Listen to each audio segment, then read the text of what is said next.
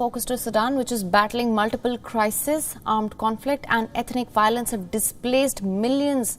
Outbreaks of COVID-19 and polio have strained the weak health infrastructure, and now scores of families in South Sudan are being forced to flee as floods ravage the impoverished African nation.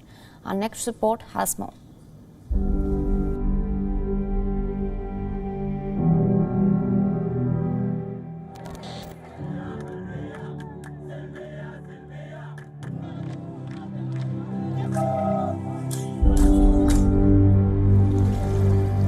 The people of Sudan are facing multiple challenges. Families are being forced to flee their homes for many reasons. For one, ethnic violence rages on in the impoverished nation. Oil-rich Sudan is still struggling to recover from a 5-year civil war and was already suffering severe food shortages. And to this day, small clashes continue. The violence has now displaced around a third of the nation's population of 12 million, creating a massive refugee crisis across Africa. And then the coronavirus pandemic hit, restricting international aid to the poor nation. Now, Sudan finds itself besieged by the worst floods in living memory. Families are being forced to flee yet again, as nearly 830,000 people have had their houses destroyed or damaged in floods. And more than 120 have died, according to the government. Our home was hit by the floods before, so when this flood came, we left the home. We have a lot of challenges. We don't have a plastic sheet that we can use as a canoe.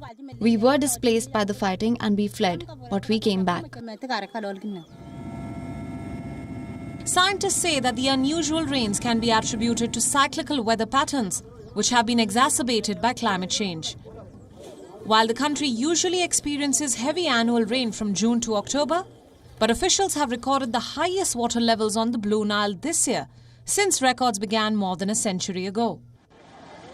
Families have lost all their possessions in the worst flooding in decades. Many are fighting hunger as their livelihoods have all but been destroyed. While the flooding has inundated homes, the dry season comes with its own set of terrors.